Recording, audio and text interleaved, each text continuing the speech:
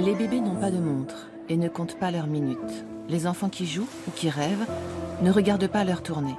Et pour nous, adultes, les vraies vacances, c'est vivre sans réveil ni agenda. Et pourtant, dès notre naissance, une horloge s'est enclenchée. En moyenne, nous vivrons 27 000 jours. Ou si vous préférez, 650 000 heures. Nous avons l'impression d'avoir tout notre temps. Sauf que c'est faux. Aujourd'hui, nous maîtrisons de moins en moins notre temps. Il nous file entre les doigts. Nous lui courons après, toujours entre deux rendez-vous, toujours en retard, jamais à l'heure. Ralentir semble impossible. Pourquoi? Eh bien parce que le temps est devenu de l'argent. Dans notre monde capitaliste, le temps est une ressource rare, et donc une ressource chère. Il est mesuré, compté, dépensé et épargné. Temps de travail ou temps de loisirs, nos minutes ont été transformées en monnaie d'échange. Et bien sûr, cela a un prix.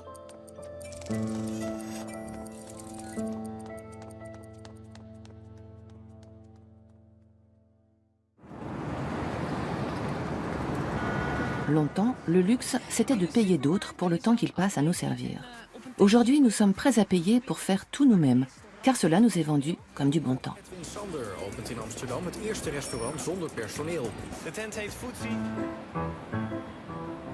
Exemple, ce restaurant d'un tout nouveau genre qui surfe sur la mode du do-it-yourself. Vivons pleinement chaque expérience.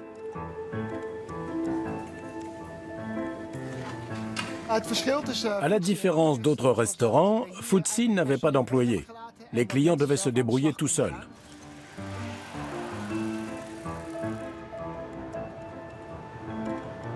Les clients ont l'impression de payer moins cher, à condition de tout faire eux-mêmes.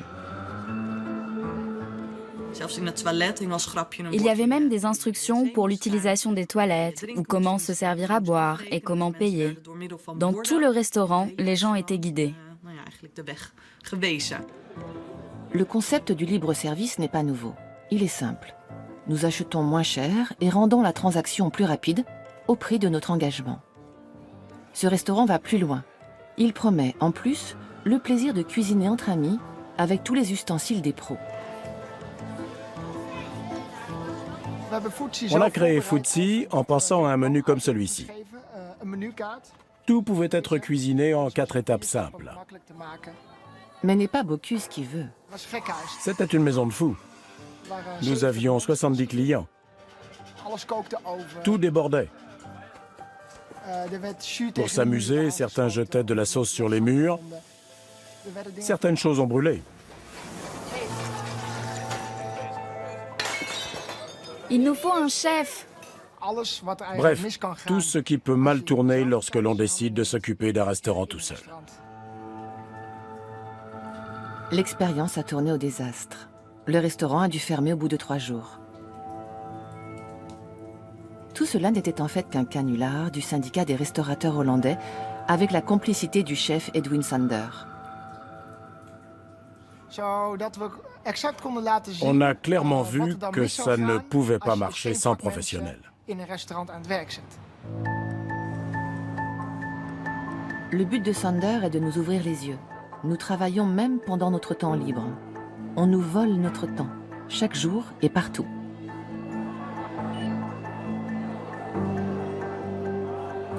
La restauration n'est qu'un exemple. Pensez, avant de partir en vacances, nous passons des heures à choisir en ligne nos vols et nos hôtels. Autant de temps de travail économisé par ces compagnies. Même combat à l'aéroport. Check-in, dépose bagages, 20% seulement de ces tâches sont encore accomplies par des employés payés. Nous travaillons aujourd'hui gratuitement à leur place, à la grande joie des actionnaires. Pour accumuler du capital, le mieux, c'est quand même de faire travailler des gens un certain nombre de temps sans leur payer l'intégralité de ce temps-là. Donc ils partent de cette hypothèse que le consommateur est une main-d'œuvre innombrable, motivée et gratuite pour étudier ensuite la manière dont on peut le mettre au travail, c'est-à-dire comment on peut le recruter, comment on peut le former, comment on peut l'encadrer, comment on peut améliorer sa productivité, etc., etc. Time is money. Notre temps est leur argent. temps est un enjeu majeur dans le capitalisme, d'où la multiplication de sa mesure, de son contrôle, de son chronométrage. Notre civilisation aujourd'hui, elle est sous la domination de Chronos, le dieu du temps, des horloges justement. Chronos, le dieu grec, qui en fait nous rappelle que la vie est courte, que la vie est un compte à rebours qui va se terminer par la mort. Mais il n'y avait pas que lui. En effet, Chronos, dieu du temps objectif, n'a pas toujours été aux commandes. Pendant des siècles, c'était le soleil, les étoiles ou les saisons qui comptaient, avec pour résultat un temps peu précis et subjectif. Mais un jour, nous avons décidé que le temps devait être rentable. Et nous avons commencé à quantifier sa valeur, avec précision. Chronos avait gagné la partie. Comment en sommes-nous venus à mesurer notre existence avec une montre? C'est une histoire intéressante. Cette histoire est intimement liée à l'avènement des voyages. C'est à cette époque, au milieu du 19e siècle, que notre perception du temps a radicalement changé avec la révolution industrielle.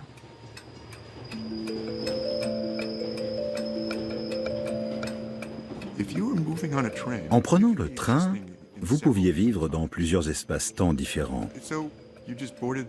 Mettons, vous venez juste de monter dans le train à Oakland, en Californie, et vous vous apprêtez à traverser le pays.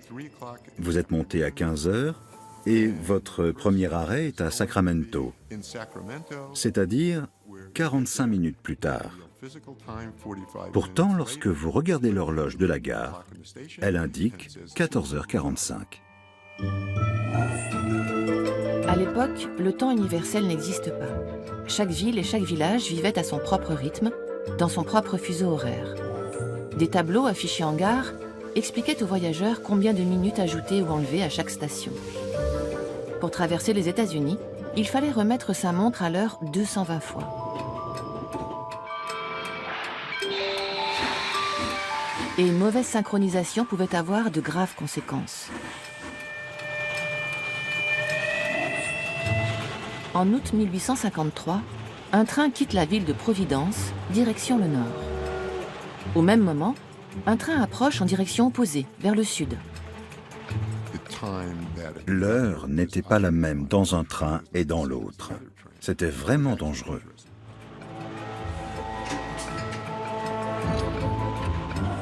Lancés à pleine vitesse, les deux trains se retrouvent face à face sur une voie unique. En regardant leur montre, les conducteurs étaient chacun persuadés d'être seuls sur les rails.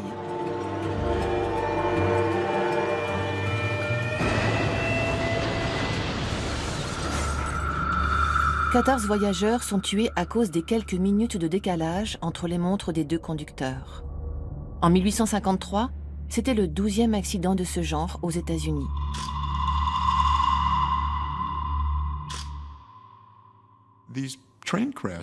Ces accidents de train ont démontré qu'il était urgent que les gens puissent parler le même langage temporel, pour au moins être capables de se dire clairement à quelle heure un train partait.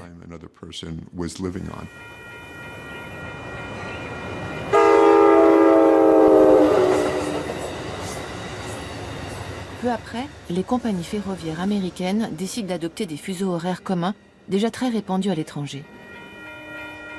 Bonne nouvelle, aussitôt le nombre d'accidents diminue. Mais cette innovation aura d'autres répercussions.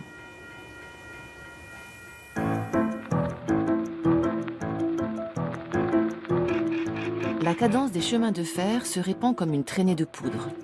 Partout, les horaires fixes deviennent la norme et la vente de montres explose.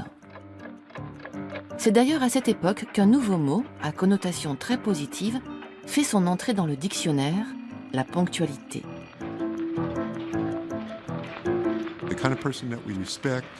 On respecte les gens qui ont la notion du temps, ceux qui vivent en suivant des horaires précis. Les autres ne sont pas seulement mal vus, ils sont condamnés à l'échec, voire au désastre. This is the clock. The time is 1. It is 1. 1, 2, 3, 4. Depuis, nous sommes persuadés qu'il est indispensable d'apprendre à lire l'heure au plus tôt. Nos enfants doivent savoir suivre, déjà en CE1, des horaires précis, même si cela ne correspond pas au ressenti de leur horloge interne. Levez la main pour me dire ce que le temps signifie pour vous. Les saisons, le passé et le futur. Très bien. Et pour toi, qu'est-ce que ça signifie?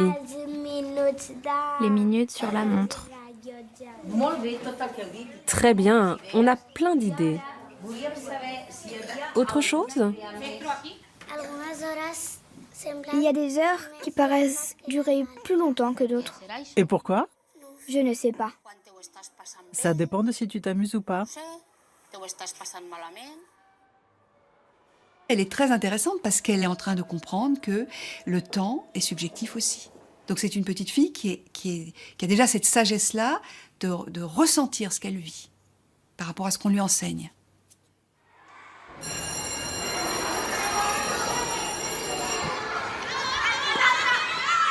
Et pourtant, à l'école, on fait tout pour supprimer cette perception subjective du temps. Société moderne oblige.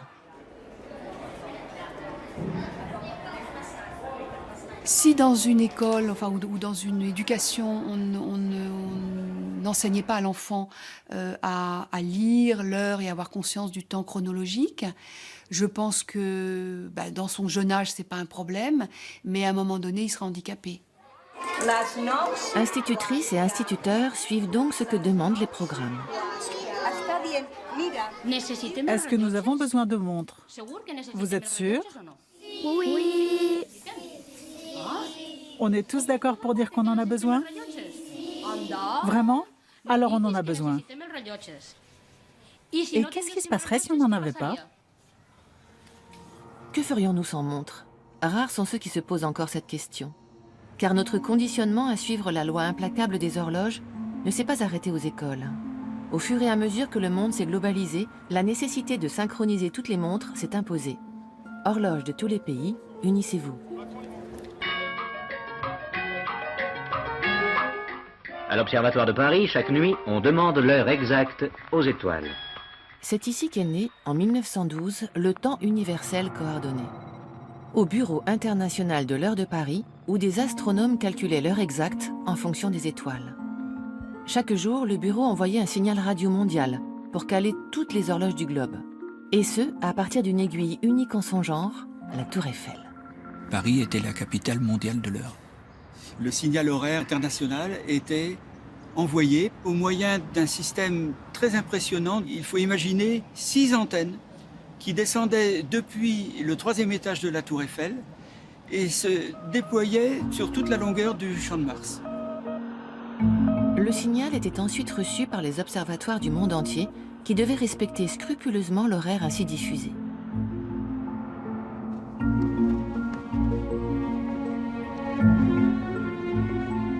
Puis, l'heure exacte était à son tour diffusée au niveau local à l'aide d'une boule horaire.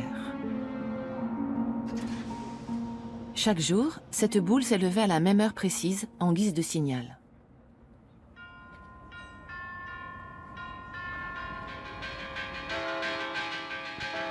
Il y a 100 ans, le monde était peuplé de centaines de boules horaires, chacune bien visible et audible, et toutes interconnectées. Car que ce soit les télégraphes, les radios ou les bourses mondiales, à l'époque, tous ont besoin de cette synchronisation.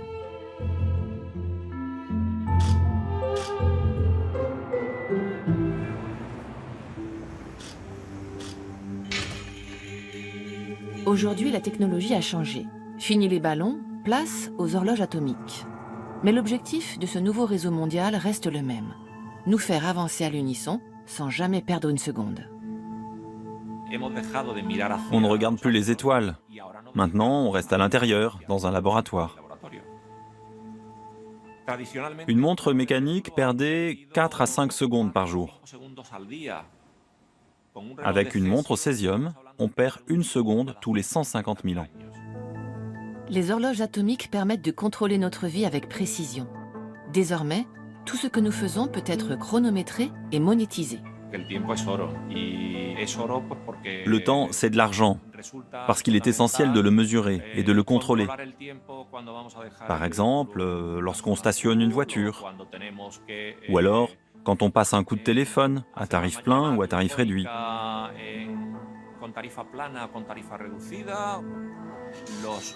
On se sert aussi de la mesure du temps pour les radars routiers, pour les compteurs de taxi, les compteurs d'électricité ou les compteurs d'eau. On gère le temps et on gère les ressources associées au temps et les efforts humains associés au temps. Il y a une infinité d'applications intéressantes. Gouvernements et sociétés privées payent des fortunes pour obtenir le signal horaire officiel. Tout comme le temps lui-même, l'heure exacte s'est transformée en produit et s'est imposée à nous.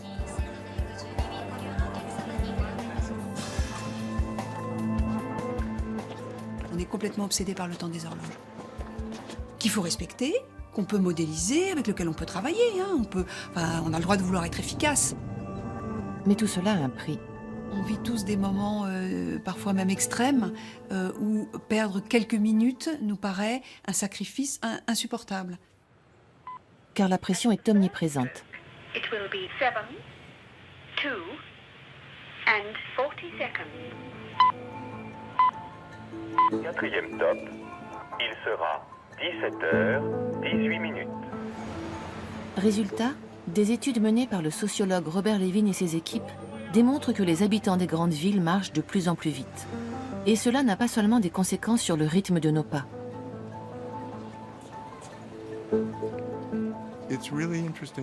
Il est très intéressant de se pencher sur les conséquences de ce rythme de vie. Les gens marchent plus vite, travaillent plus vite et parlent plus vite.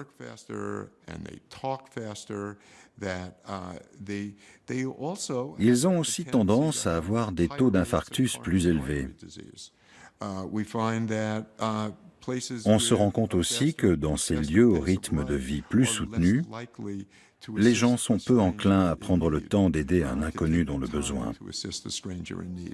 Pour gagner du temps, aux États-Unis et au Japon, des services funéraires d'un genre nouveau permettent d'accélérer le dernier adieu à ceux qui nous ont quittés. Un enterrement express en quelque sorte. Car il nous reste tant de choses à faire et si peu de temps pour le faire. On ne survalorise pas la contemplation, le silence, le retrait, le temps d'arrêt. Non, on aime bien...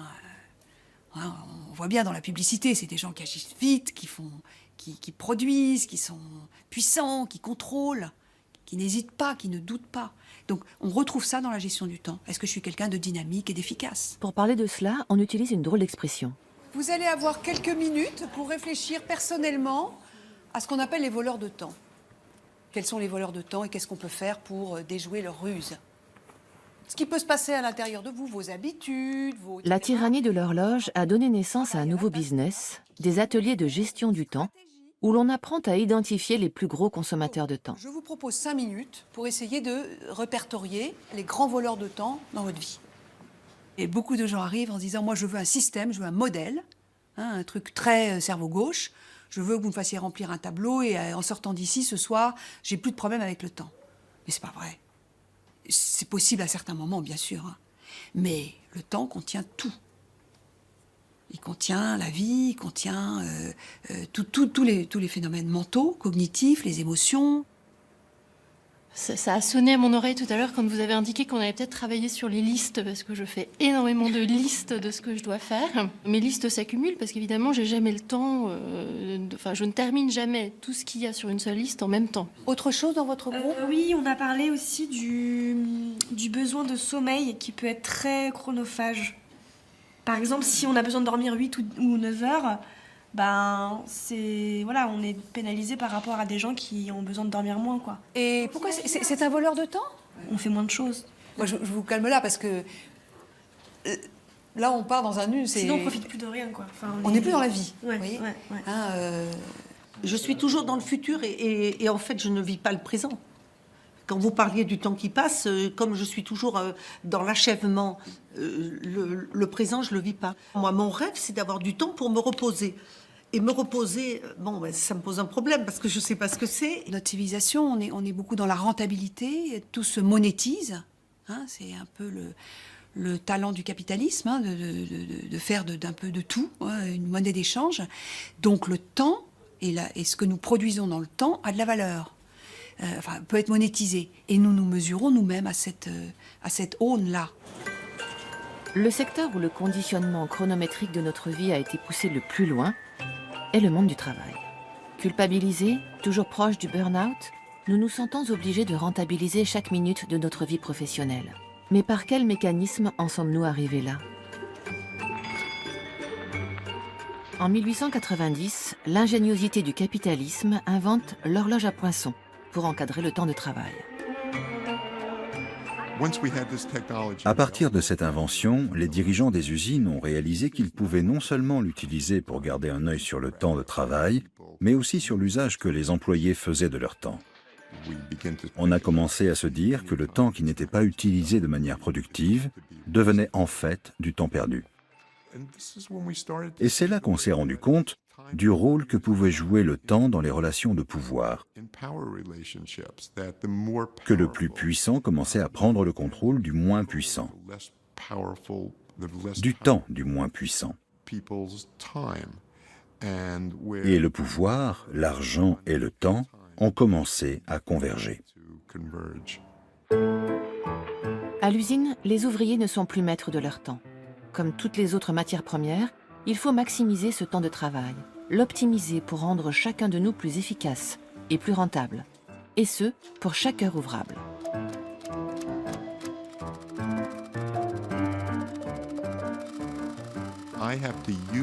Je dois utiliser mon temps de manière à satisfaire ceux qui me contrôlent. Et cette relation entre le temps, l'argent et le pouvoir est devenue telle qu'elle a profondément influencé notre façon de vivre nos vies.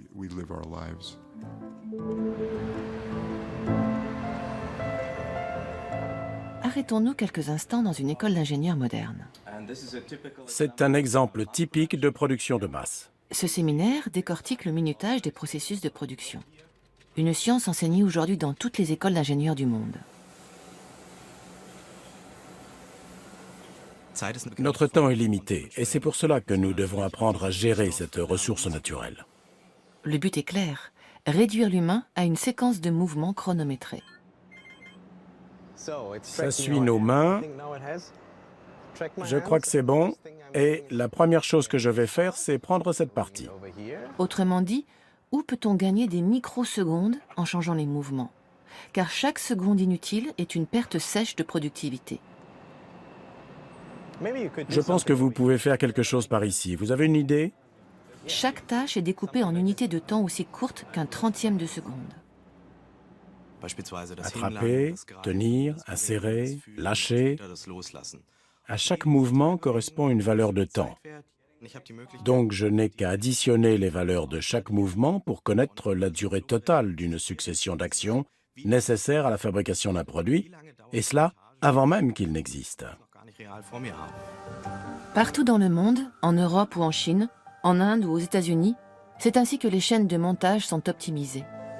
Des chaînes de montage imaginées par Renault dès 1898 et mises en œuvre par Ford en 1913.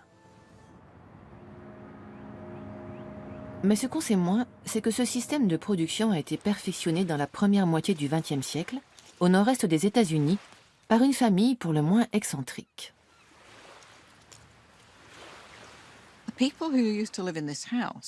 Ici vivait la famille Gilbreth, Frank et Lillian Gilbreth et leurs 12 enfants. Ils avaient acheté cette maison pour en faire une résidence d'été après la Première Guerre mondiale. Elle a 2 phares, celui-ci et le second de l'autre côté de la maison. L'un servait de laboratoire et dans l'autre, ils couchaient leurs enfants en les entassant comme des sardines. Pendant les vacances, les enfants ne devaient pas perdre de temps. Leur père pensait qu'il était nécessaire qu'ils soient toujours en train d'apprendre quelque chose. Il leur avait donc appris le morse. Il mettait des symboles partout dans la maison et leur laissait des messages, comme par exemple l'emplacement des barres chocolatées ou un coupon pour qu'ils aillent s'acheter une glace en ville. De cette façon, les enfants ont rapidement su ce que les symboles signifiaient. Un été, Frank Gilbreth avait eu cette très bonne idée de réfléchir à la manière la plus efficace de cueillir des myrtilles. Il avait donc divisé ce champ en plusieurs carrés et mis les enfants au défi de cueillir le plus de myrtilles le plus vite possible. Les enfants servaient de cobayes à l'entreprise familiale. Une PME où la montre était reine. D'autant que les époux Gilbreth étaient les plus célèbres consultants des États-Unis en productivité du travail. Et le régime draconien testé sur leurs enfants aura un impact durable sur les ouvriers du monde entier jusqu'à nos jours.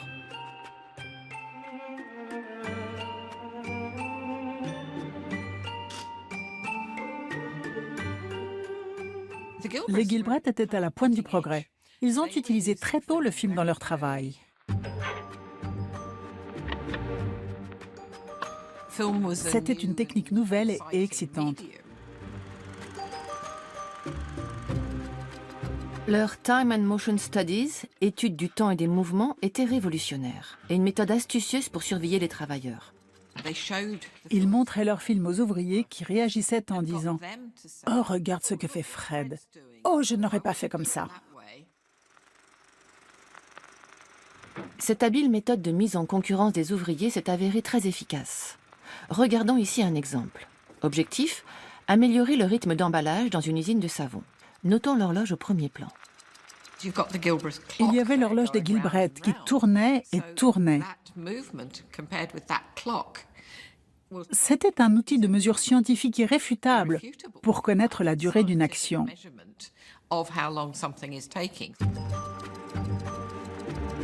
Après analyse, les Gilbreth proposent un enchaînement amélioré des mouvements des ouvriers. De quoi gagner de précieuses secondes et améliorer le rendement.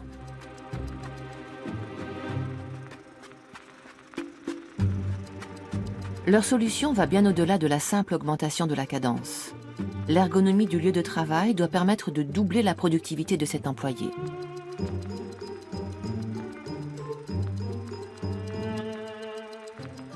Bien sûr, ils voulaient que les ouvriers travaillent plus vite. C'était là tout l'intérêt. Mais ils disaient que l'on pouvait les aider, qu'ils seraient ainsi moins fatigués, ce qui représenterait un bénéfice pour les employeurs.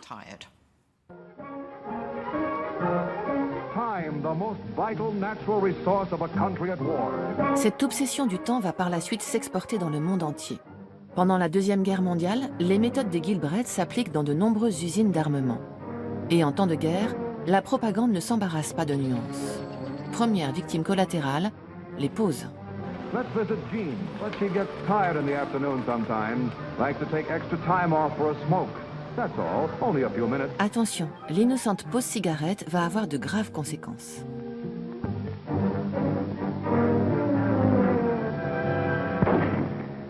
Avec de tels arguments, qui oserait s'opposer au minutage? Seule une gestion du temps au plus serré permettra de vaincre l'Allemagne nazie. Mais une fois le réflexe pris, pourquoi s'arrêter en temps de paix?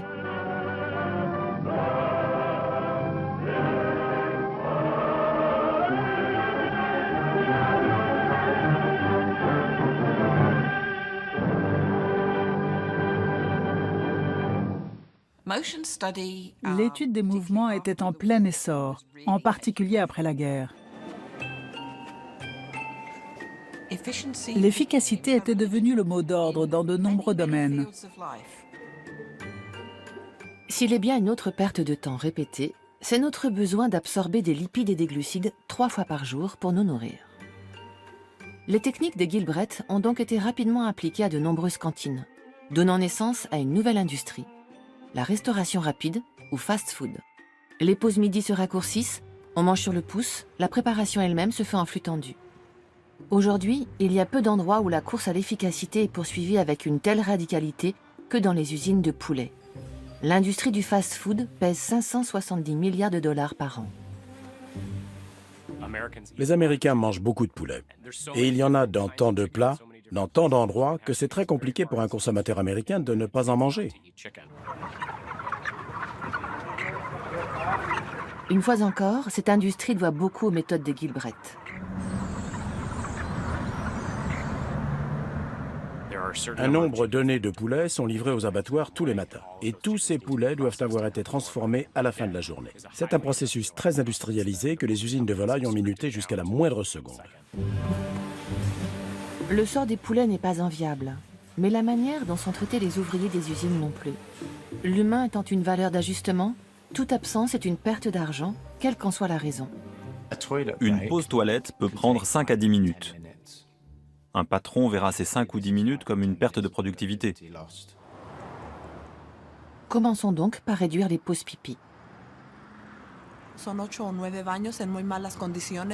Les toilettes sont en très mauvais état.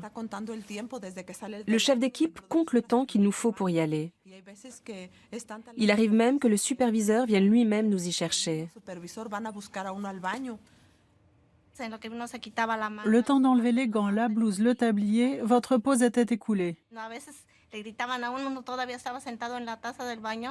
Il se mettait à vous crier dessus alors que vous étiez toujours assis sur les toilettes. Un jour, j'ai dit au superviseur, « Comment vous sentiriez-vous si votre mère travaillait ici et qu'elle devait vivre ça ?» Cette usine n'est pas la seule à rogner le temps perdu à satisfaire nos besoins naturels. L'enquête de l'ONG Oxfam aux États-Unis a recensé plus de 250 000 travailleurs dans le même cas. J'ai été très choqué. On pense que ce genre de conditions de travail n'existe que dans les pays du tiers-monde. C'est le Toilet Break News. C'est là que nous avons publié toutes nos histoires à propos d'ouvriers qui se sont vus refuser le droit d'utiliser les toilettes au travail.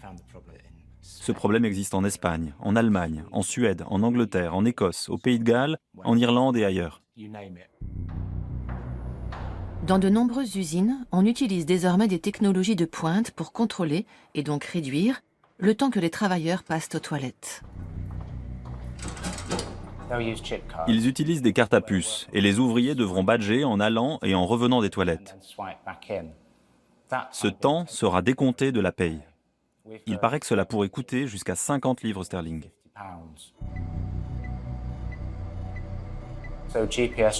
On utilise le suivi GPS sur des ouvriers, comme les préparateurs dans les entrepôts, pour les tracer jusqu'aux toilettes, savoir à quelle fréquence ils y vont et combien de temps ça leur prend. Et si le chemin qu'ils prennent n'est pas le plus rapide, on les sanctionne. On est obligé de moins boire et de moins manger. Nous sommes nombreux à avoir des problèmes à l'estomac parce que nous n'allons pas aux toilettes. C'est dégradant pour une femme de dire « je garde des couches dans mon casier parce que je n'ai que 7 minutes pour aller aux toilettes. Et comme il y a la queue, je retourne travailler sans avoir pu aller aux toilettes. » On ne devrait pas faire cela à des êtres humains. C'est humiliant. On n'aurait jamais dû en arriver là.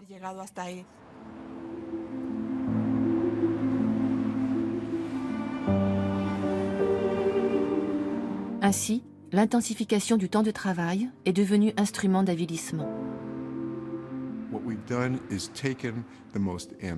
Le temps est l'idée la plus subjective et la plus ambiguë qu'il soit. Et nous l'avons transformé en la chose la plus objective et la plus palpable que je connaisse, l'argent.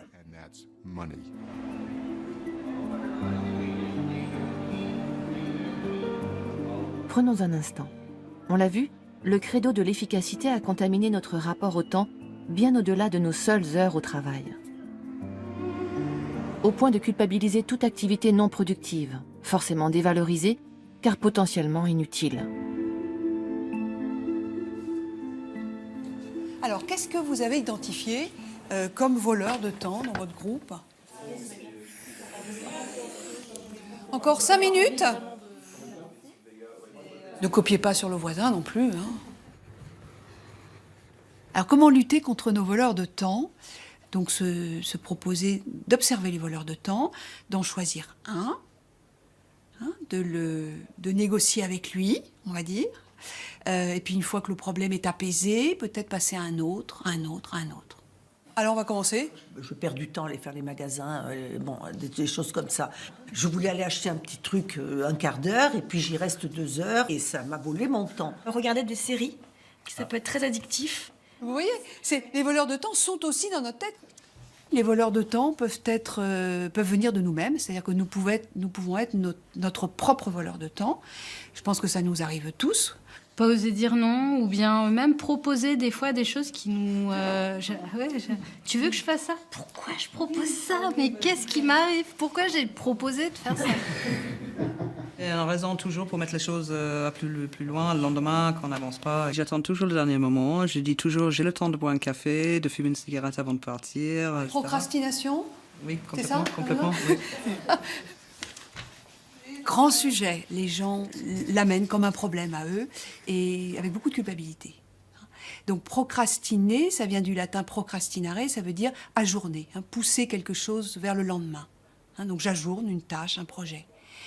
Et en latin, c'est une expression qui exprime la sagesse, c'est-à-dire que j'ajourne, j'attends par sagesse. C'était positif. Et on ne sait pas comment, dans notre culture, procrastiner est devenu quelque chose de négatif.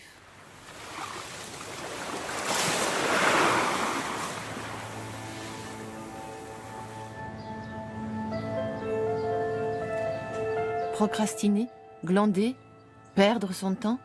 Pourquoi nous sentons-nous si coupables de ne pas être productifs, même en dehors de notre temps de travail? Qu'est-ce que c'est que perdre du temps? La poésie, la musique, l'art en général, l'amour, l'engagement, la contemplation, la cuisine, je ne sais pas. Tout ça, ça ne sert à rien. Et ça, c'est très précieux pour nous. Et ça n'a pas forcément de valeur productive. Et on a vraiment besoin de donner du temps à cette partie-là de nous-mêmes.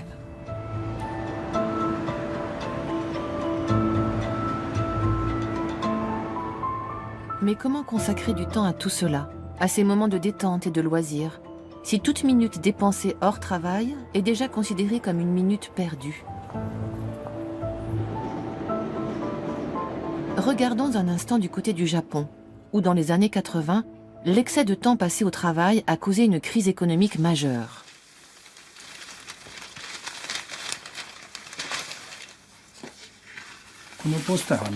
Cette affiche était une publicité du ministère du Travail pour une nouvelle période de vacances d'été appelée Hot Week. Hot fait référence à la chaleur de la saison et Hoto signifie soulagement en japonais.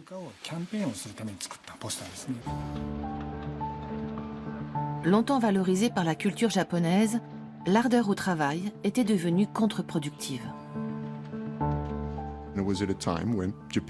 À cette époque, au Japon, la durée légale des congés était plutôt généreuse. Mais bien qu'en congé, les gens continuaient de travailler. Chez nous, les employeurs auraient pensé « Mais c'est génial, j'adore mes salariés, je ne les paie pas et ils travaillent quand même. » Mais les économistes japonais ont découvert que cela mettait à mal l'économie car les gens ne dépensaient plus leur argent. Ils ne prenaient tout simplement pas le temps de le faire. Le gouvernement décide alors d'inciter les employés non pas à travailler plus pour gagner plus, mais à travailler moins pour consommer plus. Et pour cela, le directeur du ministère du Travail décide de mouiller sa chemise en posant pour l'affiche de la campagne. C'était une affiche innovante et révolutionnaire pour l'époque.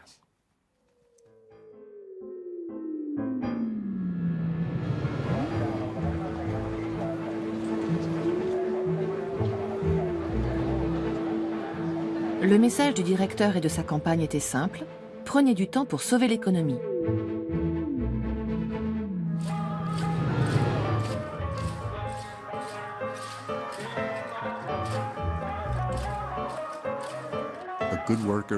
Un bon ouvrier est un ouvrier qui sort et consomme. Il y avait un slogan qui disait « Un bon employé est un employé qui prend des vacances ».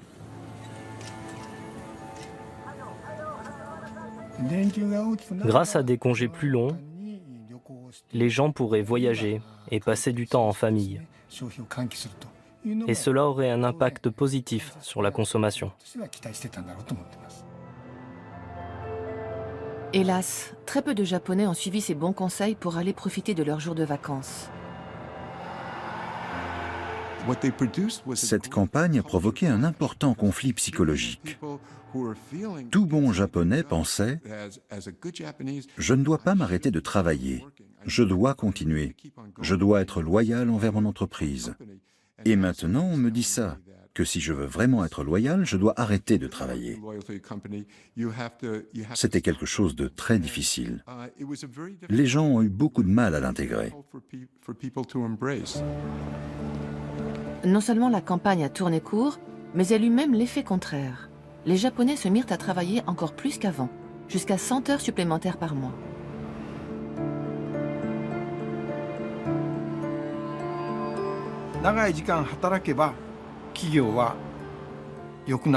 Ils se disent, travailler de longues journées, c'est bon pour les affaires et pour l'économie.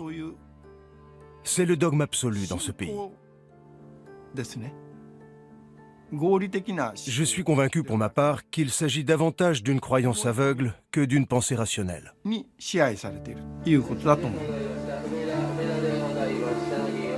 Loin d'avoir disparu, cette situation reste caractéristique du Japon contemporain. Aujourd'hui, elle inquiète même les managers des grandes entreprises.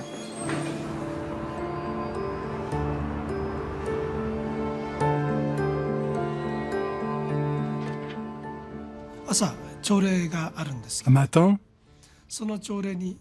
beaucoup d'employés n'ont pas assisté à une réunion. Quand ils sont arrivés, je suis allé leur parler.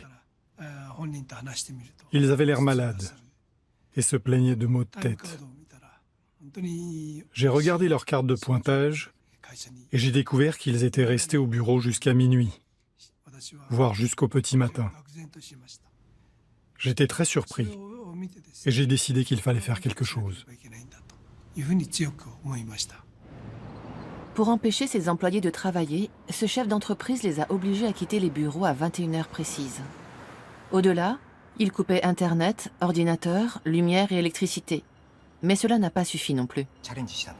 On a essayé de s'y tenir. Mais quand les lumières s'éteignaient à 21 heures, le travail n'était pas fini.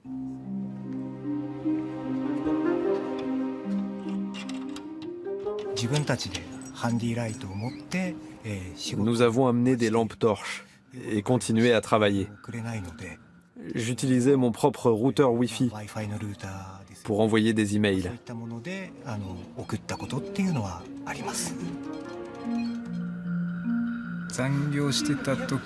Parfois, on restait jusqu'à 3 ou 4 heures du matin. Au Japon comme ailleurs, ce surmenage au travail, fréquent dans de nombreux secteurs, ne peut mener qu'à une chose. Le burn-out, c'est un trouble de l'adaptation. Donc la personne se suradapte, le travail prend une importance capitale dans sa vie, toutes ses ressources vont aller au travail, et parmi elles, le temps. Donc on va le voir comme un indice fort, très fort, le temps de travail ou le temps de préoccupation pour le travail que la personne donne donc à sa vie professionnelle. 40% des Japonais seraient touchés par le burn-out. Cette maladie de notre temps peut être soignée si elle est détectée à temps.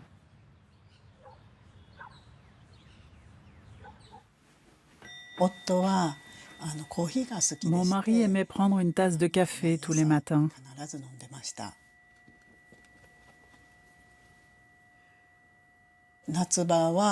L'été, on partageait une canette de bière. Ça nous suffisait.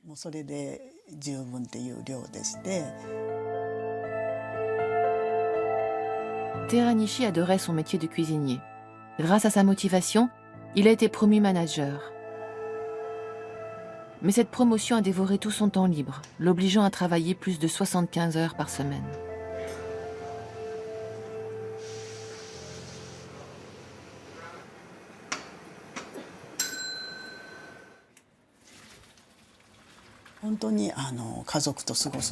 Il ne nous restait que très peu de temps en famille. Avant, nous dînions tous ensemble une fois par mois, mais c'était devenu de plus en plus difficile.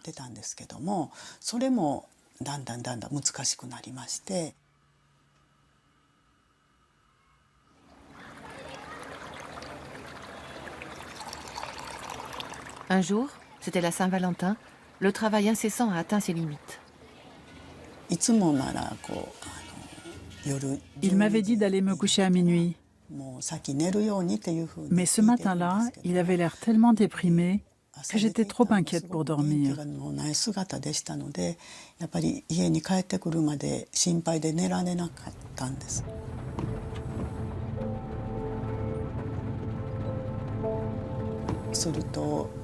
À 2 heures du matin, j'ai eu un appel de l'hôpital.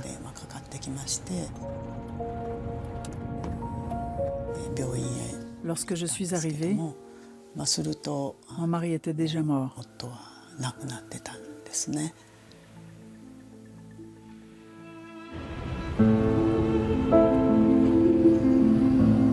On lui avait demandé de travailler encore plus. Incapable de supporter les rythmes effrénés, la pression constante et la fatigue, Teranishi se jeta d'une tour. Karoshi Hotline, bonjour. Partout dans le monde, les suicides et les décès dus à des maladies liées au travail sont devenus un phénomène inquiétant. Mais au Japon, où l'on compte plus de 10 000 cas par an, on leur a donné un nom, Karoshi, mort par surmenage. Le travail vole leur temps aux employés japonais. Il ne leur en reste plus pour vivre comme des êtres humains. Et finalement, ce sont leurs vies qui sont volées.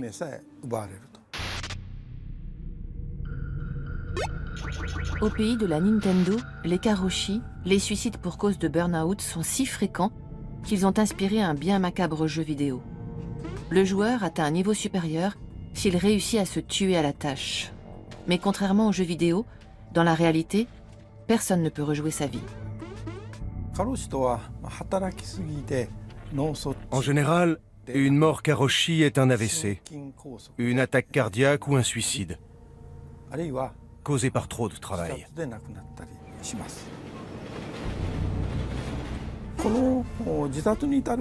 Dans le cas du suicide, la maladie mentale, telle que la dépression, a été déclenchée par le manque de sommeil.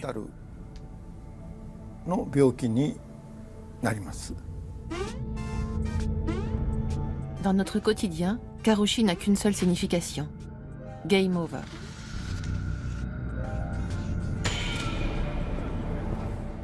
Qui n'a jamais rêvé de dormir moins pour gagner de précieuses heures? Dans un monde où chaque seconde compte, le sommeil n'est plus un plaisir, mais un luxe encombrant. Pas étonnant donc que certains se soient fixé l'objectif ultime de vaincre la nuit.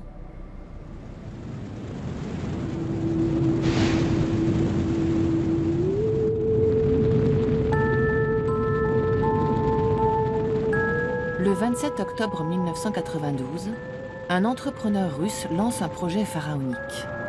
Pour cela, une fusée décolle du cosmodrome de Baïkonour, avec à son bord un satellite qui doit être mis en orbite à partir de la station Mir. Sa mission, bloquer la nuit et ainsi rallonger nos jours.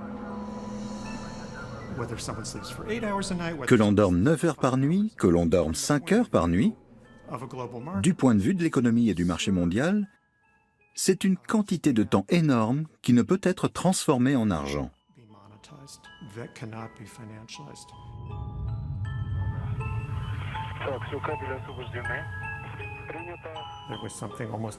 Ce projet ressemble aux utopies du 19e siècle, comme s'il était sorti d'un livre de Jules Verne. Les cosmonautes déploient une voile solaire, une sorte de miroir géant en aluminium. Voici notre première maquette. Le Soleil est fait de lumière. En réfléchissant cette lumière en orbite, la zone éclairée sur Terre sera de 45 mètres de diamètre. Les gens ne seront pas seulement ravis, ce sera vraiment utile, parce que ça changera leur vie. À l'ouverture de la voile solaire, un rayon lumineux traverse l'Europe jusqu'en Russie pendant 8 minutes, le temps du déplacement du satellite.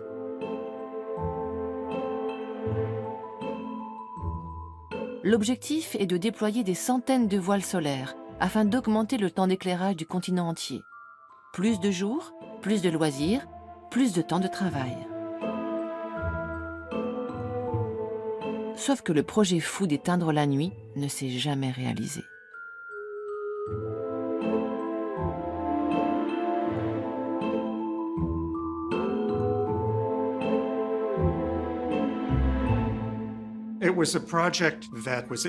Ce projet était voué à l'échec. Les nuages allaient poser problème et les gens désespéraient à l'idée de ne plus voir les étoiles.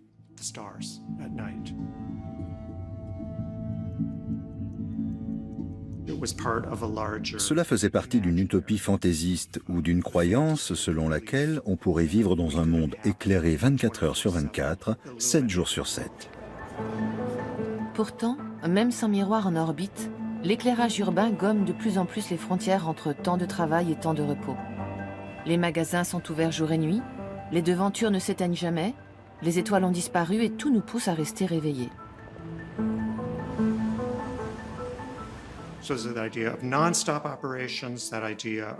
Cela correspond à cette obsession d'activité sans relâche, d'éclairage permanent, à l'abandon de la notion de repos, de récupération, de régénération, que ce soit pour chaque individu ou pour la société tout entière, ou que ce soit pour les humains ou pour la nature et l'environnement.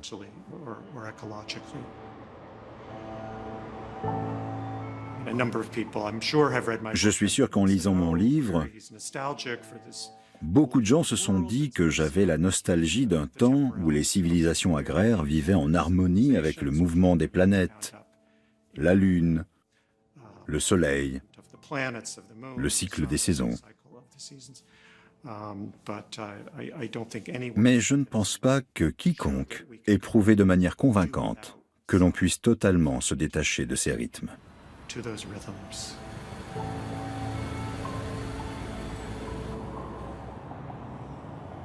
Moi, j'emploie beaucoup le mot de récréation. Récréation. On l'emploie pour les enfants, mais je pense que pour les adultes, aujourd'hui, c'est très important. Récréation, c'est-à-dire je me recrée, je me reconstitue. Dans nos sociétés hyper compétitives, savons-nous encore trouver le temps pour nous recréer? Souvenons-nous, nos vies durent en moyenne 650 000 heures. Retirons les heures consacrées au travail et au sommeil, il reste quelques 350 000 heures que nous pouvons consacrer à nos loisirs, du moins en théorie. Car ces 20 dernières années, un nouveau genre de voleur de temps a réussi un hold-up sur de larges parties de notre temps libre pour nous remettre au travail. Et l'idée m'est venue tout simplement un jour où je devais installer une box d'internet chez moi, qui m'a quand même occupée pendant 3 jours. Et le temps que j'ai passé à essayer d'installer cette box, et surtout l'énergie et l'incompétence dans laquelle je me trouvais, m'a soudain fait surgir l'idée suivante, et si j'étais en train de travailler? Et oui, c'est du travail. Et cela ne se limite pas au libre-service, aux aéroports et restaurants. Dans les manuels de management, on appelle le consommateur un employé partiel. Ce coup de génie a permis à de nombreuses entreprises de nous mettre au travail à notre insu, nous forçant à faire la queue devant des appareils qui nous donnent des ordres et nous imposent leur rythme.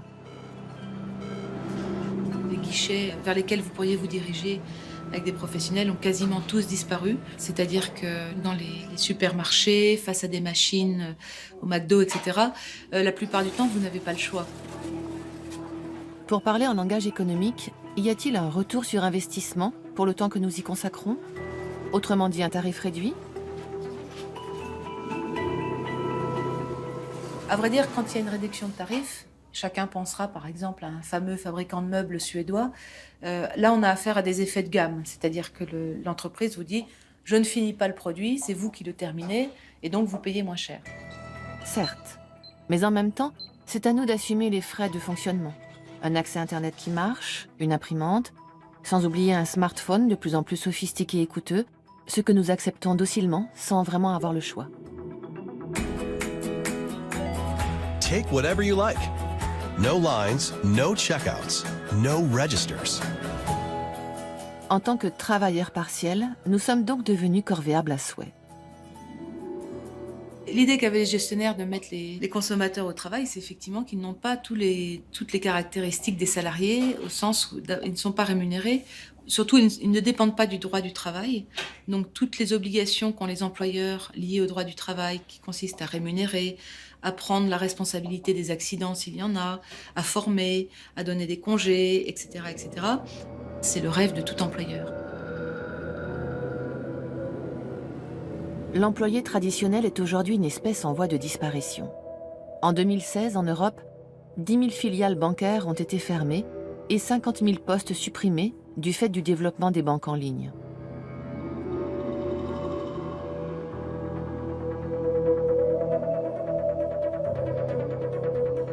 En travaillant gracieusement, nous aidons les entreprises à voler notre temps, à supprimer le travail d'autres personnes et à saboter nos droits. On est en train d'assister à une transformation du droit du travail qui ne servirait plus à grand-chose vers des relations régulées par les conditions générales d'utilisation, les fameuses CGU, c'est-à-dire vous savez, ces choses qu'on ne lit jamais dans les sites internet, où vous dites « j'accepte », en ayant soi-disant lu 10, 20, 30 pages écrites tout petit d'arguments juridiques sur ce qui vous lie à la plateforme dans ces cas-là. Donc effectivement, on passe d'un contrat de travail qui comporte beaucoup d'obligations pour l'employeur à un contrat commercial ou un contrat d'utilisation qui ne comporte pas du tout les mêmes contraintes, évidemment, pour l'employeur. Le monde numérique est ludique et séduisant. Mais ces jolis symboles, tout en couleurs, dissimulent les discrets contrats de travail en ligne que nous signons généralement les yeux fermés.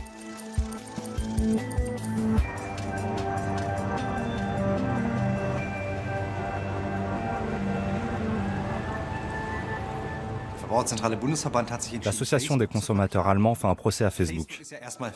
On nous assure que Facebook est gratuit, mais c'est faux. On paye avec nos données personnelles et notre temps. Ce sont des choses précieuses. Et une fois qu'elles ont été dépensées, il est difficile de les récupérer.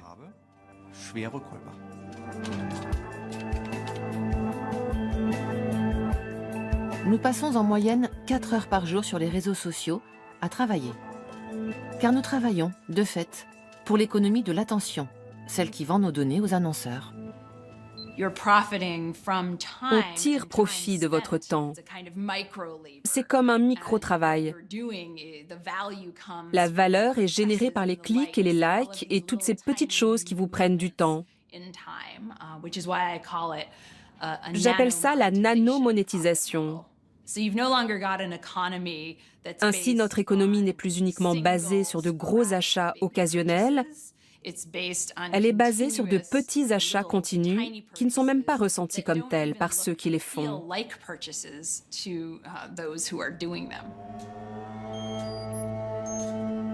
Ces petits achats impulsifs, indispensables à l'économie Internet, sont le résultat du fonctionnement de notre cerveau. Un comportement étudié dès les années 40, au moment où les premiers ordinateurs sont développés. Le chercheur en comportement, B.F. Skinner, a appris à un pigeon que s'il appuyait sur un bouton, il obtiendrait parfois de la nourriture. Mais cela se passait de manière aléatoire. Alors le pigeon a appris à appuyer et appuyer encore, jusqu'à ce que la nourriture arrive. Puis, le chercheur a arrêté de distribuer des grains. Mais le pigeon, plein d'espoir, a continué à appuyer encore et encore. C'est ce même geste que nous répétons aujourd'hui, encore et encore.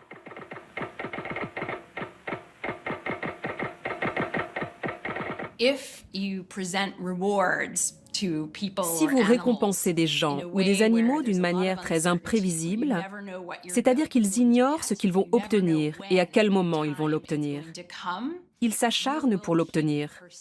Ils continuent d'appuyer sur le bouton. Un animal ne remarquera pas l'eau dans le coin de la cage. Un homme ignorera son envie d'aller aux toilettes.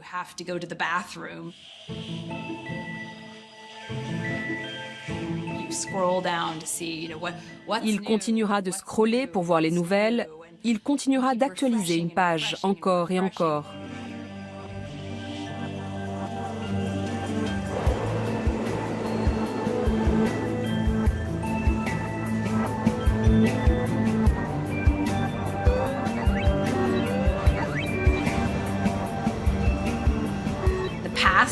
Il n'y a plus de passé, il n'y a plus de futur. Il n'y a qu'un perpétuel présent.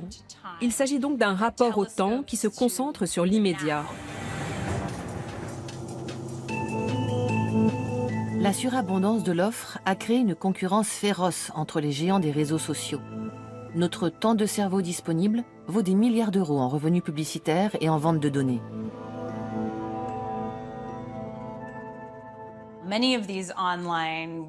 Beaucoup de sites web ont créé cette nouvelle sorte de valeur, qu'on appelle valeur vie client potentielle. Ils calculent pour chaque utilisateur ou consommateur leur valeur vie.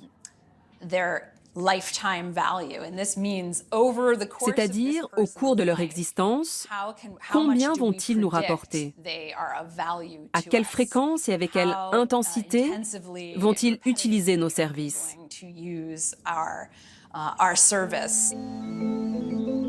C'est ainsi que notre temps et nos données sont devenus une monnaie d'échange à grande valeur. Mais jusqu'ici, ce n'est pas nous qui choisissons si nous voulons les dépenser ou pas. Pourquoi ne pourrais-je pas payer consciemment 3, 4 ou 5 euros avec mon argent, plutôt que payer sans le savoir avec mes données personnelles? Comme ça, je n'aurai pas à subir la publicité et je serai sûr que mes informations ne seront pas disséminées. Cette option ne plaît guère aux géants d'Internet. Ironie du sort, ils préfèrent nous apprendre à économiser du temps grâce à des nouvelles applications de gestion temporelle, un marché en pleine croissance.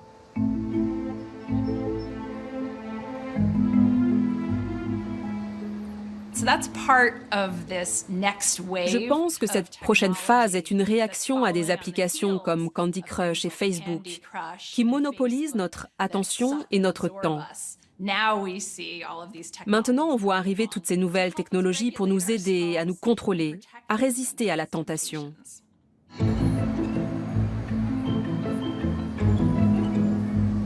Ces nouveaux outils sont-ils de vrais services ou des leurs pour nous faire passer quelques heures de plus en ligne? Quand il s'agit de gérer notre temps personnel, nous sommes de toute évidence perdus. L'évolution ne nous a pas dotés de la capacité de penser rationnellement à la valeur de notre temps. L'autre jour, j'étais dans une librairie avec une amie qui essayait de trouver comment dépenser au mieux un bon d'achat de 20 $ qu'on lui avait offert. Ça la stressait beaucoup et j'ai réalisé que, vu son salaire, elle dépensait en temps bien plus que 20 $, à se demander quoi acheter.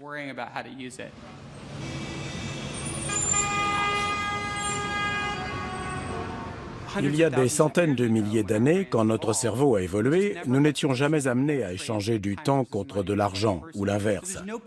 Il n'y a donc pas de raison pour que nous soyons particulièrement doués pour ça aujourd'hui. Et nos recherches montrent que nous sommes plutôt mauvais. Spencer Greenberg a créé un comparateur en ligne gratuit pour nous permettre de mieux arbitrer entre temps et argent. Demandant à une des participantes de l'atelier de gestion du temps de l'essayer.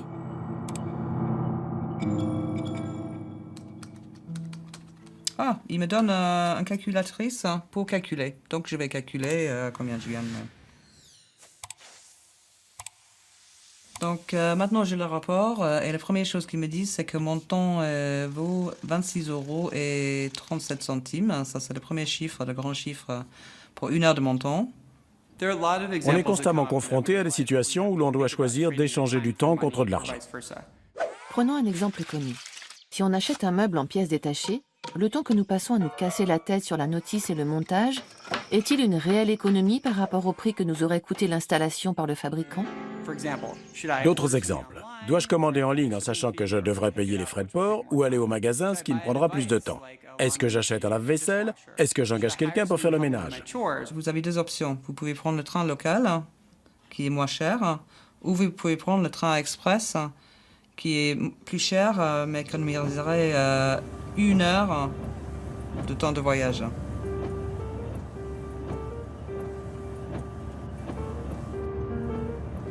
Je pense que c'est très intéressant d'essayer de s'acheter du temps. Donc le fait de payer un taxi 15 €, moi je peux continuer à travailler 1 heure et gagner encore 26 €, donc ainsi de suite. Donc je dirais que c'est un bon investissement. Connaître le prix exact de son temps a permis à Tania de faire un choix raisonné.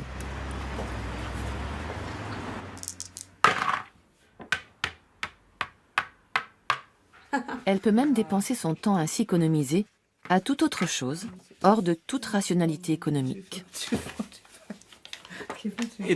Parfois, on est obligé de penser le temps comme de l'argent. Par contre, il arrive qu'il soit préférable de ne pas le faire. Sinon, ça pourrait gâcher ces moments comme le temps passé en famille ou consacré à une passion. Dans ces moments-là, on ne veut pas penser à l'argent. On veut seulement penser au plaisir qu'on y prend.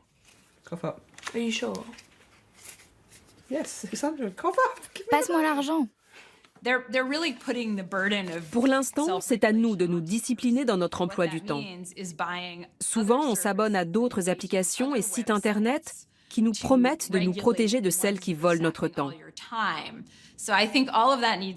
L'avenir nous dira si la résistance viendra plutôt de la société civile, par exemple avec des applications à but non lucratif, ou bien si les gouvernements vont prendre les choses en main. On verra bien. Gagner la bataille contre les voleurs de notre temps ne sera pas chose facile. L'enjeu exige des actions politiques. En Espagne, c'est un député catalan qui a pris la tête du combat. Aujourd'hui, nous accueillons le député Fabián Mohedano. Fabián Mohedano est devenu le capitaine du temps de notre pays. Nous sommes tous préoccupés par notre emploi du temps. Les inégalités dépendent aussi de la quantité de temps dont dispose chacun. Fabián Mohedano milite pour que les Espagnols aient le droit à plus de temps libre. Et pour cela, il veut tout d'abord réparer une anomalie historique. Nous avons 2 heures de retard par rapport au reste du monde. Franco nous a fait adopter le fuseau horaire du Troisième Reich.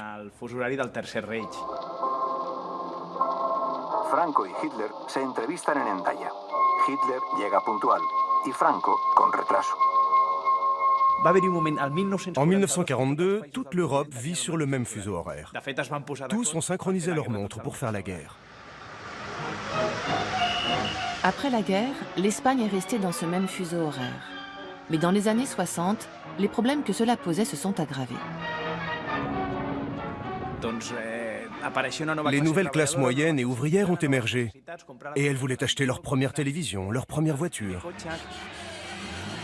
Les salaires espagnols étaient trop bas pour se permettre ces nouveaux produits de luxe. Seule solution, échanger du temps libre contre plus d'argent. Tienes que ganar más, es preciso. Tengo ya 2 empleos, ¿no? Mercedes me ha dicho que su marido tiene 3. Y algunos tienen 4 y hasta 5. ¿Qué tonterías dices? ¿Cómo puede nadie tener 5 empleos? Pour répondre à ces injonctions, les journées de travail se sont rallongées, ponctuées de longues pauses, plus que nécessaires. Cette tradition a perduré. Dans une journée typique, les Espagnols font une pause petit déjeuner en milieu de matinée. À midi, le reste de l'Europe déjeune vite fait, car le travail n'attend pas. Les Espagnols, eux, commencent à 14 h leur pause déjeuner, qui durera 2 heures. À 17 h, beaucoup d'Européens arrêtent de travailler et commencent leur vie sociale, alors que les Espagnols travaillent souvent jusqu'à 20 h et ne dînent pas avant 22 h, ce qui réduit d'autant leur vie sociale.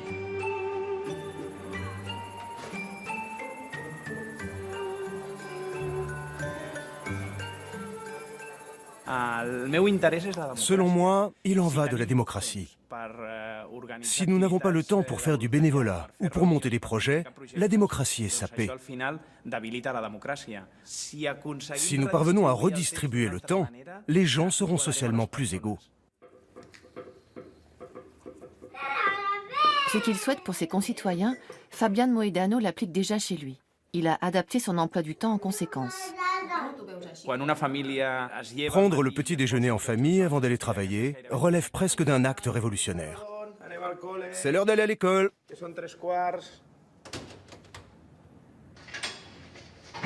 Son déjeuner est désormais bien plus court, lui permettant de rentrer tôt.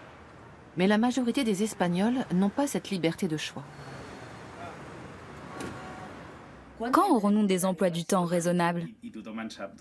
Nous connaissons tous ce problème. Nous disposons tous de 24 heures, mais nous ne les vivons pas tous de la même façon. C'est pour cela que les choses doivent changer, par souci d'égalité. Nous allons créer quelque chose de nouveau, une loi du temps. Il faut adapter les horaires de shopping, de loisirs et d'école. J'aimerais convaincre les gens que le temps vaut plus que le pétrole ou l'argent. Il est nécessaire de libérer du temps pour soi, d'autant que nous vivons une époque où nos emplois du temps dépendent des autres. Il y a des moments où on est quand même dans des rythmes communs, ça c'est vrai, on est obligé, hein, d'où la montre. Mais qu'une bonne démocratie, c'est quand même une culture où il y a aussi la possibilité pour chacun, à un moment donné, d'être dans son rythme.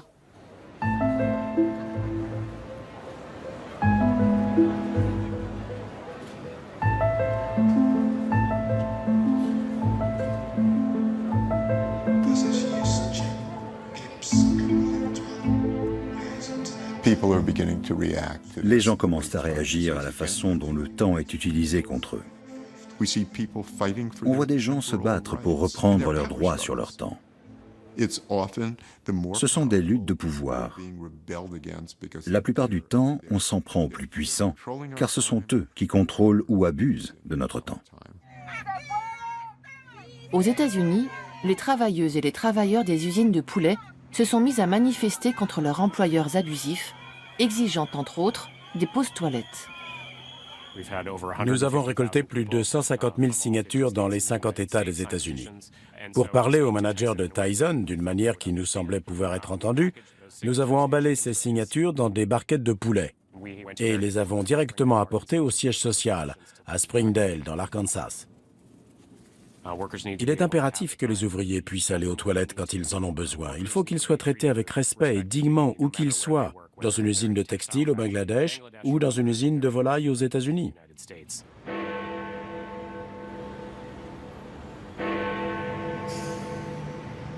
Au Royaume-Uni, on a même abordé le problème des pauses toilettes au Parlement. Une députée galloise a posé une question au gouvernement au sujet d'un ouvrier qui a été sanctionné. 50 livres ont été retirés de sa feuille de paie. Quand il a demandé pourquoi, on lui a répondu que c'était à cause des pauses toilettes. Peut-on parler de la taxe toilette? Eh bien, c'est une nouvelle proposition.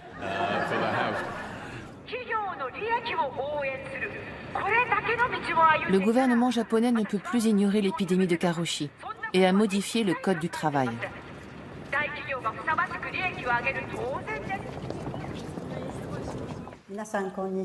Bonjour, je suis Emiko Teranishi du réseau de soutien aux familles des victimes de karoshi. Cette nouvelle législation a permis à Emiko de porter plainte contre l'entreprise qui a poussé son mari au suicide. Comment aurais-je pu empêcher la mort de mon mari? Désormais, je consacre ma vie à des actions de prévention. Je veux que les élèves sachent qu'il existe une loi. Mais quand ils vont commencer à travailler, ils rencontreront des entreprises qui ne respectent pas cette loi. Je veux qu'ils connaissent la vérité.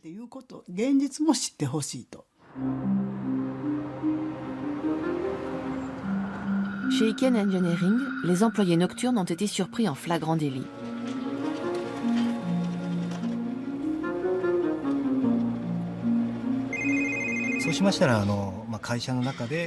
Un passant a vu depuis la rue des silhouettes avec des lampes torches.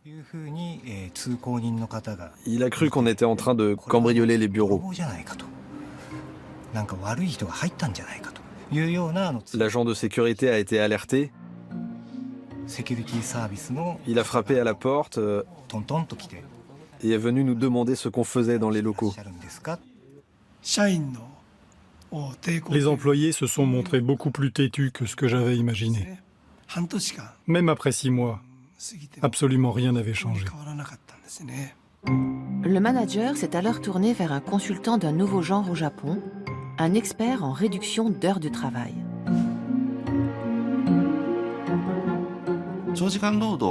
Malgré les nombreuses heures de travail, la productivité était extrêmement faible. Il fallait revoir le fonctionnement de l'entreprise. L'équipe a dû apprendre à finir le travail en un temps plus réduit. Mais que faire des heures sup?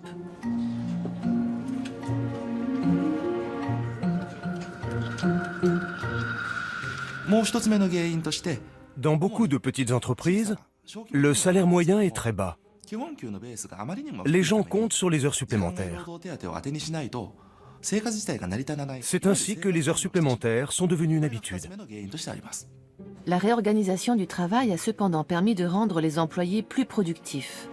Kimura a pu remplacer les heures supplémentaires par des bonus.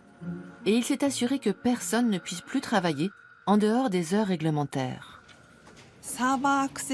L'électricité, Internet et l'accès aux serveurs sont coupés à 18h15. La lumière est coupée à 18h25.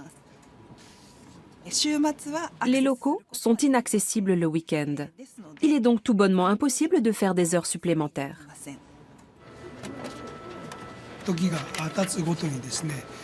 Avec le temps, mes employés ont commencé à dire « Je me sens mieux physiquement. Mon humeur est moins changeante. Je me sens mieux mentalement. »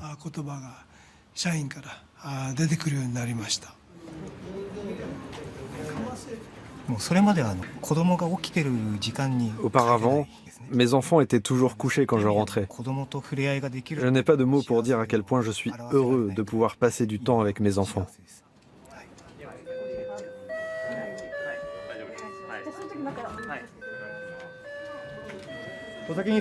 Donc ce jeune japonais, il est guéri, c'est-à-dire il a guéri son rapport au temps. La reconstruction post-burnout, elle passe par une nouvelle philosophie du temps. C'est-à-dire, on retrouve les rythmes du corps, le sommeil, manger, se distraire, la vie familiale, la vie amicale, etc. On retrouve des rythmes. Parce que quelqu'un qui a eu un burn-out, tout ça, ça a explosé, quoi.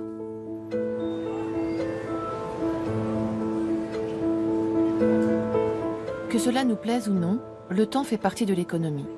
C'est une monnaie d'échange que nous utilisons contre des biens ou des services. Mais aujourd'hui, il est indispensable que nous apprenions à lui donner une autre valeur et que nous exigions que l'économie du temps respecte nos vies et nos besoins.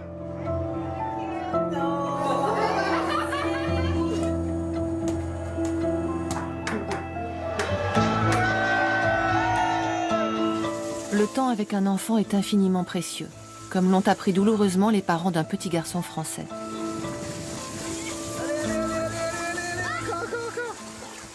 Mathis était un garçon comme les autres, c'est-à-dire qu'il aimait vivre, il aimait la vie, il aimait la musique, il aimait danser, il avait des copains, il allait à l'école. C'était un garçon vivant, très vivant, voilà.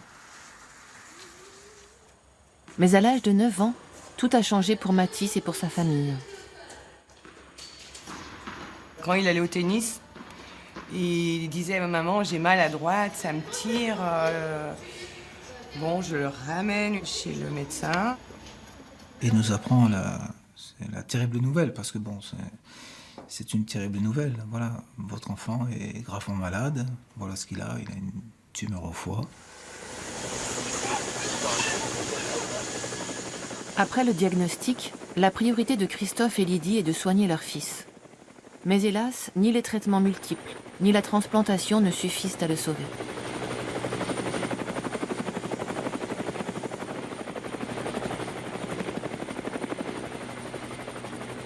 C'est difficile d'imaginer un enfant qui se meurt. Hein.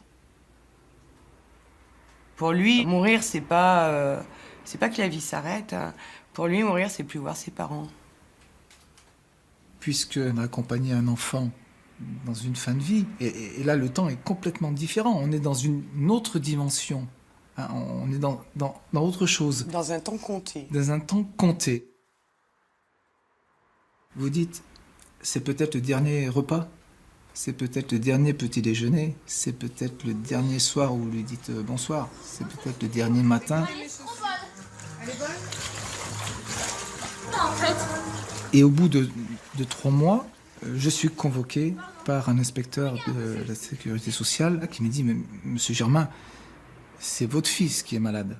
C'est votre fils qui a un cancer, qui a été transplanté, c'est pas vous. Je coupe vos droits à partir de la semaine prochaine. Quand j'ai repris le travail le lundi à l'usine, mes collègues m'ont dit « Mais Christophe, qu'est-ce que tu fais là ? Qu'est-ce qu'on peut faire pour toi ? Est-ce qu'on peut t'aider ? Est-ce qu'on peut aller faire les courses à ta place ? Est-ce qu'on peut garder ta fille ? Est-ce qu'on peut, je sais pas, tourner la pelouse ?» Non, moi, ce que j'ai besoin de m'occuper de mon fils et j'ai besoin de temps. Comment trouver ces heures supplémentaires dans une économie qui nous demande toujours plus ? En France, la loi sur les 35 heures permet aux employés d'économiser des heures supplémentaires dans un compte épargne-temps pour les récupérer ensuite. Ce compte est en principe nominatif. Mais l'entreprise de Christophe voulait l'aider à trouver une solution. C'était pas légal, donc on l'a fait dans un cadre interne. On a fait un affichage dans l'usine où les gens pouvaient donner des jours. Le nombre de jours et le nom de la personne était anonyme. Et ça a commencé à grossir comme ça. Et à partir de là, les jours sont tombés. Que ça a été un mouvement solidaire de toute l'usine. Personne ne s'est fait prier pour donner des jours. Ses collègues ont renoncé à leurs congés, à leurs loisirs, à leur temps en famille. En à peine 2 semaines, Christophe a reçu l'équivalent de 6 mois de temps libre. Ces jours m'ont permis, j'allais dire, de l'accompagner dignement. Voilà. Quand on est limité dans le temps, où on sait qu'on ne va plus pouvoir profiter de tous ces moments simples, se lever le matin, l'embrasser, prendre le temps de l'embrasser, de prendre le petit déjeuner ensemble. Je sais que le temps qu'on a eu à allouer à Mathis a été précieux, vraiment précieux. Après la mort de Mathis, ses parents se sont engagés politiquement. En 2014, les donations de temps pour s'occuper d'enfants malades sont devenues une loi, la loi Mathis. Notre civilisation aujourd'hui, elle est sous la domination de Chronos. Mais il n'y avait pas que lui. On ne voit plus que lui, mais il y avait également Kairos, qui est le dieu des opportunités, et Aion, qui était le dieu des rythmes, des cycles. Et il faut remettre du Kairos et du Aion dans nos vies, et dans notre culture, et dans notre économie. On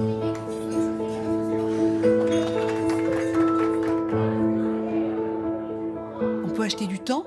Il y a une partie du temps, il y a une dimension du temps qui est monnayable, mais toutes les dimensions du temps ne sont pas achetables, puisque le temps est subjectif.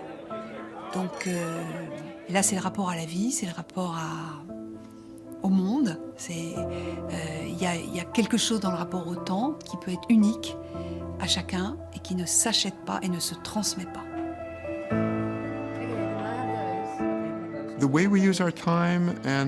La valeur qu'on donne à son temps, la qualité de ce temps, est quelque chose d'éminemment intime. Je crois qu'il est important de prendre du recul. Il faut s'écouter et être attentif à l'utilisation de son temps et à ce qu'on ressent à cet instant. Ce n'est qu'une fois qu'on a compris ce qui est essentiel pour soi-même qu'on peut décider de ce qu'on fait de son temps. Cette écoute nous permettra même de changer notre vie d'une façon bien plus profonde que si on continue à courir après le temps. we might not otherwise have done.